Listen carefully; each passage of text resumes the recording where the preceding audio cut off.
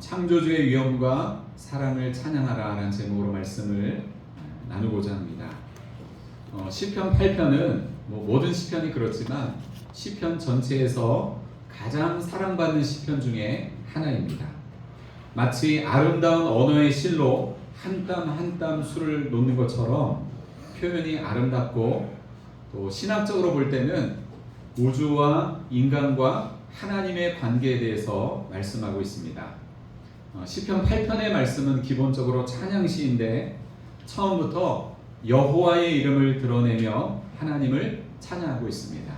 그리고 본문의 맨 앞절과 맨 끝절을 보시면 똑같이 되어 있는데 여호와 우리 주여 주의 이름이 온 땅에 어찌 그리 아름다운지요 라고 되어 있는데 맨 앞에 문장과 맨 뒤에 문장이 이렇게 똑같이 되어 있는 것을 문학적으로는 수미상관이라고 그렇게 이야기를 합니다. 이렇게 앞과 뒤에 같은 문장을 반복하는 것은 여러 이유가 있지만 가장 중요한 이유는 시인이 진짜 하고 싶은 메시지를 강조하기 위해서입니다. 그러니까 본문에 있는 모든 말씀이 중요하지만 핵심 주제가 되는 구절은 여호와 우리 주여 주의 이름이 온 땅에 어찌 그리 아름다운지요 라는 이 말씀이 되는 것입니다. 오늘 이 시편 8편을 통해서 시인이 어떤 내용으로 하나님을 찬양하는지를 살펴보면서 우리도 평소에 어떤 내용으로 하나님을 찬양해야 하는지를 생각하는 시간이 되고자 합니다. 본문의 이 맨 위에 보면 성경책을 보시면 뭐라고 되어 있죠? 시편 8편의 표제가 나와 있는데 다윗의 시, 인도자를 따라 깃딧에 맞춘 노래라고 되어 있습니다. 여기서 깃딧이라고 하는 것이 무엇인지는 정확히 알 수 없지만 학자들이 추정하기는 반주하는 악기였을 것이다. 아니면 어떤 그 당시에 특정한 리듬을 지칭하는 용어였을 것이다. 이렇게 추정을 하고 있습니다. 어쨌거나 이것은 악기를 통해서든 리듬에 맞춰서든 하나님을 찬양하는 노래로 다윗이 지은 시라고 하는 것입니다. 어쨌거나 오늘 시편에서 다윗은 창조주 하나님의 위엄과 능력을 찬양하고 있습니다. 1절에서 시인은 여호와 우리 주여 주의 이름이 온 땅에 어찌 그리 아름다운지요 주의 영광이 하늘을 덮었나이다 라고 찬양을 합니다. 여호와 우리 주여 라고 하는 이 고백 속에는 하나님이 온 우주의 통치자이자 주인이라는 의미가 담겨 있습니다. 특히 주라고 하는 이 호칭은 왕이신 여호와를 가리키는데 그분의 초월적인 특성을 부각하는 그런 표현입니다. 그 다음 주의 이름이 온 땅에 어찌 그리 아름다운지요 주의 영광이 하늘을 덮었나이다 라고 하는 말씀이 있는데 이 말씀을 새번역 성경에서는 이렇게 번역을 했습니다. 한번 같이 읽어보겠습니다. 주님의 이름이 온 땅에서 어찌 그리 위엄이 넘치는지요 저 하늘 높이까지 주님의 위엄 가득합니다. 아멘. 이 말씀도 하나님의 강력한 통치를 찬양하는 내용인데 온 땅과 하늘 높이까지 하나님이 창조하신 모든 세계가 왕이신 하나님의 위엄을 드러낸다는 것입니다. 그 다음 2절 말씀을 같이 읽겠습니다. 시작.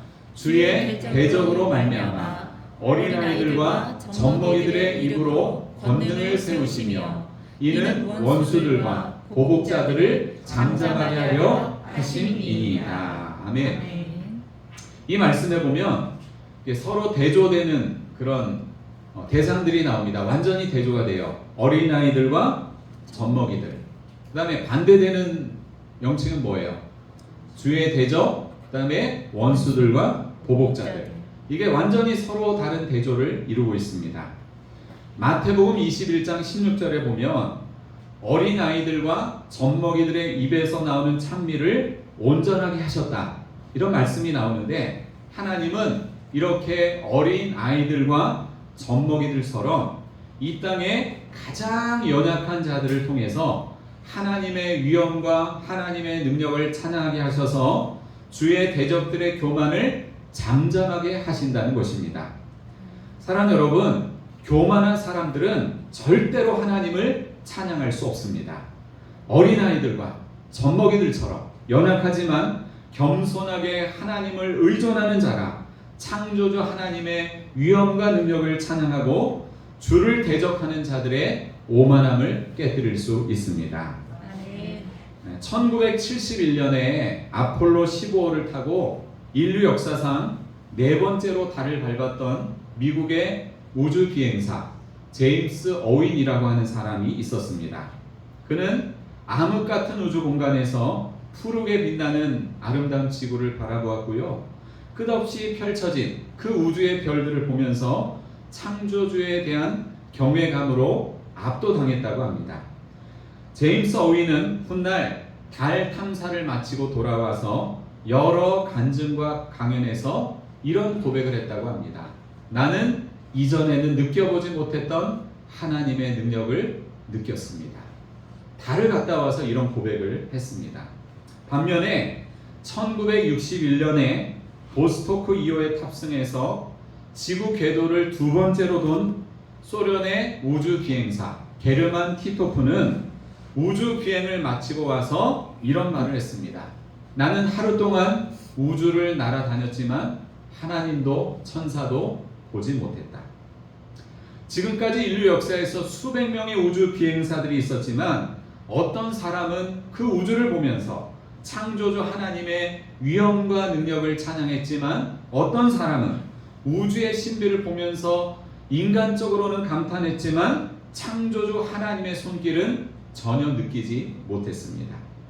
여러분은 예수 믿기 전에 바라본 세계와 예수 믿고 나서 바라본 세계가 확실하게 달라지셨습니까? 아멘. 아멘. 아멘. 하나님이 지으신 자연과 우주 만물을 바라보며 창조주 하나님의 그 위엄과 능력을 영원토록 찬양하는 여러분이 되시기를 축복합니다. 아멘. 두 번째로 오늘 시편에서 다윗은 광활한 우주 속에서 인간을 향한 하나님의 사랑을 찬양하고 있습니다. 오늘 본문의 3절과 4절을 같이 읽겠습니다.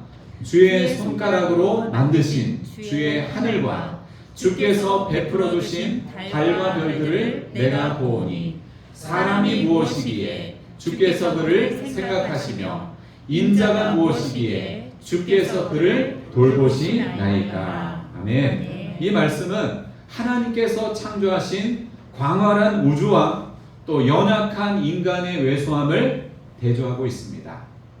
우주는 주의 손가락으로 만들어졌다고 했는데 이것은 하나님께서 직접 우주를 창조하셨다는 것을 강조하는 표현입니다. 손가락으로 우주를 만드셨다. 그리고 달과 별들을 베풀어 주셨다는 것은 그것들을 하나님께서 정해진 자리에 확고하게 놓으셨다는 뜻입니다. 그 당시 천체를 신으로 섬기던 고대 근동 세계에서 달과 별이 하나님의 창조물에 불과하다. 그리고 이 달과 별과 해가 하나님이 정해주신 목적대로만 움직인다는 사실은 매우 놀라운 선언이자 신앙 고백이었습니다. 여러분, 온 우주에서 우리가 살고 있는 이 지구가 얼마나 작은 존재에 불과한지 아십니까? 천문학에서는 거리를 측정할 때 광속을 기준으로 삼는데 광속이 뭐죠? 빛이 1초 동안에 이동한 거리를 말합니다. 이게 광속이에요. 자, 근데 빛이 1초 동안에 이동하는 거리가 혹시 얼마만큼 되는지 아세요? 몇 킬로? 1초 동안에 30만 킬로미터를 간다고 합니다. 빛의 속도가.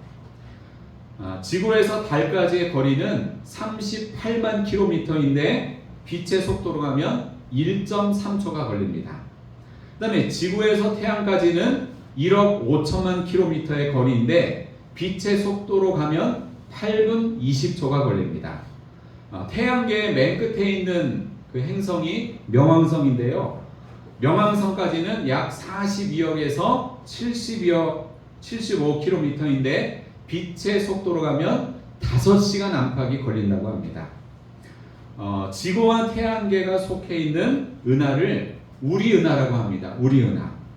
자, 우리은하에만 태양 같은 별이 몇 개가 있느냐? 약 2천억 개에서 4천억 개가 있다고 합니다. 우리 은하의 크기는 어느 정도 되느냐? 이쪽 끝에서 저쪽 끝까지 가는데 빛의 속도로 10만 년이 걸린다고 합니다. 10만 년. 10만 광년이에요. 10만 년 동안 빛의 속도로 가야 우리 은하의 이 끝에서 저쪽 끝에 도달을 할 수가 있습니다. 그런데 여러분, 이 우주를 보세요. 이 우주에는 우리 은하와 같은 은하들이 최소 2조 개 이상이 있다고 합니다. 2조 개 이상. 네, 이것도 다 헤아릴 수가 없어요. 그리고 현재 인류의 기술로 관측할 수 있는 우주의 지름은 약 930억 광년이라고 합니다. 그러니까 빛의 속도로 930억 년을 가야 우리가 관측할 수 있는 우주가 이게 된다는 거예요. 자, 그런데 관측 가능한 범위를 넘어선 전체 우주의 실제 크기는 이보다 훨씬 크고요. 현재 기술로서는 우주의 진정한 끝을 알 수가 없다고 합니다. 그 정도로 우주는 우리가 상상할 수 없을 정도로 크고 광활한 공간이라고 하는 것입니다. 여러분, 이 광활한 우주 속에서 지구는 먼지 하나밖에 안 되고요. 그 지구 속에 살고 있는 우리들 한 사람 한 사람도 먼지밖에 안 되는 너무도 작고 보잘것없는 존재에 불과합니다. 그런데 시인은 이처럼 티끌같고 미미한 존재인 인간을 향한 하나님의 사랑을 찬양하고 있습니다.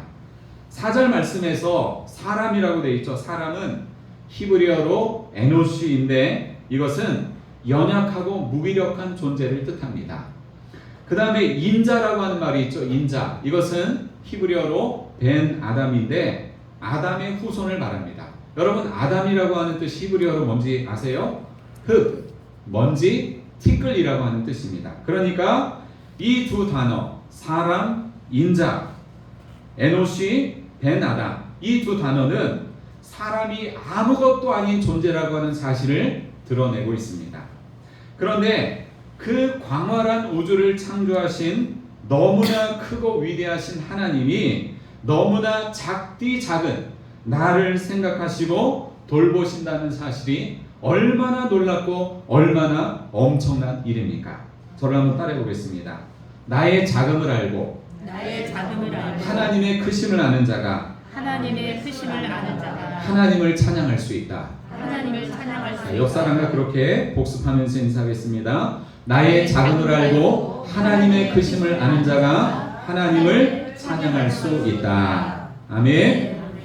자, 세번역 성경에 보면 4절 말씀을 이렇게 번역을 했습니다. 한번 읽어볼까요? 사람이 무엇이기에 주님께서 이렇게까지 생각하여 주시며 사람의 아들이 무엇이기에 주님께서 이렇게까지 돌보아 주십니까? 자, 여기서 중요한 표현이 뭘까요? 이렇게까지. 주님, 아무것도 아닌 나를 이렇게까지 생각해 주십니까? 주님, 아무것도 아닌 나를 이렇게까지 돌봐 주십니까? 주님, 아무것도 아닌 나를 이렇게까지 사랑하십니까? 측량할 수 없고 이해할 수 없는 하나님의 놀라운 사랑을 영원토록 찬양하는 여러분이 되시기를 바랍니다. 아멘. 마지막으로 오늘 시편에서 다윗은 만물의 통치를 인간에게 맡기신 하나님의 그 은혜를 찬양하고 있습니다. 자, 본문의 5절부터 8절을 같이 읽겠습니다. 그를 하나님보다 조금 못하게 하시고 영화와 존귀로 관을 씌우셨나이다. 주의 손으로 만드신 것을 다스리게 하시고 만물을 그의 발 아래 두셨으니 곧 모든 소와 양과 들짐승이며 공중의 새와 바다의 물고기와 바닷길에 다니는 것이니이다. 아멘. 자, 5절에 보면 우리를 어떻게 만드셨대요? 하나님보다 조금 못하게 하시고. 이게 뭐 맞는 말이지만 우리 입장에서는 뭐 기분이 깔끔하진 않죠? 하나님보다 좀 못하다. 이 표현이 좀 그렇잖아요, 그죠? 근데 이제 이거는 초기에 이제 성서를 원어에서 번역을 할 때에 이제 하나님이라고 하는 이름을 쓰는 것조차 이 필사자들은 굉장히 두려워서 떨었거든요. 그래서 이제 이거를 표현하다 보니까 이제 저렇게 된 것인데, 제가 여러 이제 그 번역된 성서들을 보니까 공동 번역 성서가 제일 괜찮아요. 공동 번역 성서에는 이렇게 되어 있습니다. 사람을 하나님 다음 가는 자리에 앉히시고 이렇게 되어 있어요. 좋죠, 그죠? 이 표현이 사람을 하나님 다음 가는 자리에 앉히셨다, 그런 뜻입니다. 영화와 존귀로 관을 씌우셨다는 것은 하나님께서 자신의 왕적인 영광과 위엄을 사람에게 맡기셨다, 그런 뜻이 됩니다. 자, 그러므로 5절 말씀은 하나님이 피조물들을 다스리는 높은 왕의 위치에 누구를 앉히셨다? 인간을 앉히시고 왕으로서의 통치권을 하나님이 인간에게 위임하셨다는 그런 뜻입니다. 그래서 여러분 6절에 보면 주의 손으로 만드신 것을 다스리게 하시고 만물을 그의 발 아래 두셨다고 그렇게 말씀하고 있습니다. 여러분 한번 생각해 보세요. 온 우주에서 먼지와 같이 작고 미미한 우리 같은 인간이 하나님이 창조하신 이 피조물 우주를 통치한다는 게 말이 됩니까? 그런데 하나님은 인간을 하나님 다음 가는 자리에 앉히시고 만물을 다스리는 왕의 통치권을 맡겨주셨습니다. 사실 하나님이 창조하신 만물은 하나님께서 직접 다스리시는 게 맞습니다. 하지만 하나님께서 만물의 통치권을 인간에게 위임해 주신 것은 하나님의 형상대로 지으신 인간을 너무나 사랑하시기 때문입니다. 인간을 너무 사랑하셔서 존귀하게 하시고 하나님의 영광에 동참하게 하시려고 하나님은 만물에 대한 통치권을 인간에게 위임해 주신 것입니다. 그러므로 하나님으로부터 이 통치권을 위임받은 인간은 만물을 자기 마음대로 관리해서는 안 됩니다. 하나님의 창조 원리에 따라서 맡겨진 자로서 이 만물을 잘 다스리고 관리해야만 합니다. 자, 7절과 8절을 보면 인간이 다스릴 수 있는 대상들이 구체적으로 등장을 하죠. 뭐가 나옵니까? 모든 소와 양, 들짐승, 공중의 새, 바다의 물고기, 바닷길에 다니는 것들, 뭐 이거 외에도 많이 있겠죠. 이것은 사람 가까이에 살고 있는 동물에서부터 점차 멀리 있는 동물들로 이 범위가 확장되고 있습니다. 이처럼 사람은 하나님께서 정해주신 권위 아래에서 창조 세계를 잘 다스리고 관리해야 하는데 인간의 죄와 부패한 본성으로 인해서 하나님의 이 창조 세계가 급속도로 착취되거나 파괴되는 그런 일들이 일어나고 있습니다. 예를 들면 인간의 이기심과 잘못된 보신 문화로 인해서 동물이 아주 잔인하게 다루어질 때가 있는데요. 곰 있죠, 곰. 지금은 이제 그 법이 우리나라에서 폐지가 됐지만 예전에는 곰을 좁은 철장 안에 가두고 몸에다가 호스를 연결해 가지고 곰이 살아있는 상태에서 쓸개즙을 지속적으로 몸에 좋다고 짜내서 사람이 그것을 먹게 한 그런 적이 있었습니다. 굉장히 잔인하죠, 그죠? 곰이 얼마나 고통을 느끼고 있었겠어요. 그 다음에 여러분 샥스핀이라고 아시죠? 고급 요리 재료 상어 지느러미. 상어 지느러미 드셔보셨어요? 네. 그래서 바다에서 이 상어 지느러미를 구하기 위해서 바다에서 상어를 잡죠. 그 다음에 상어 지느러미만 잘라내고 상어를 바다에 그냥 버린대요. 그럼 상어가 어떻게 됐어요? 헤엄을 못 치고 바다 밑에까지 이렇게 가라앉아서 밑바닥에서 질식을 하거나 아니면 다른 포식자에게 살아있는 채로 뜯겨서 죽는다고 합니다. 이 얼마나 잔인한 일이에요. 샥스핀 먹는 사람들 조심하시기 바랍니다. 그 다음에 어떤 경우에는요, 코뿔소의 뿔이 정력에 좋다고 해서 밀렵꾼들이 코뿔소를 이렇게 사살을 한대요. 코뿔소가 넘어 죽을 거 아니에요. 뭐 아직 죽진 않지만 그러면 얼굴 부위를 이렇게 도려낸다는 거예요. 그래서 뿔 있는데 얼굴만 도려내고 뿔만 훔쳐간다고 합니다. 그 다음에 어떤 지역에서는 원숭이 골 요리를 먹는데 원숭이를 특수한 탁자 고정대에 묶어버린 상태에서 움직이지 못하게 하고 머리만 나오게 한 다음에 살아있는 상태에서 두개골을 열고 그 내부를 먹는 경우도 있다고 합니다. 참 인간이 정말 잔인하다는 생각이 드는데 여러분 또 이 얘기만 기억하시면 안 돼요. 네, 설교 중에. 자, 이 모든 사례들이 뭐냐? 예를 들었지만 하나님께서 인간에게 맡기신 청지기적인 사명을 무시하고 하나님의 창조 세계를 파괴하는 악한 행동입니다.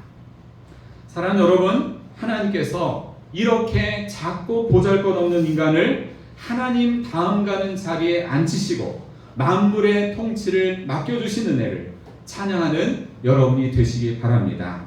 그래서 하나님이 여러분을 창조해 주신 그 목적대로 하나님이 여러분 각자에게 맡기신 사명을 잘 감당하시기를 축복합니다. 오늘 시편을 통해서 우리는 다윗이 어떤 내용으로 하나님을 찬양했는지를 살펴보았습니다. 자, 첫 번째는 어떤 것을 찬양했어요? 시작. 창조주 하나님의 위엄과 능력을 찬양했습니다. 두 번째는 광활한 우주 속에서 인간을 향한 하나님의 사랑을 찬양했습니다. 세 번째는 만물의 통치를 인간에게 맡기신 하나님의 은혜를 찬양했습니다.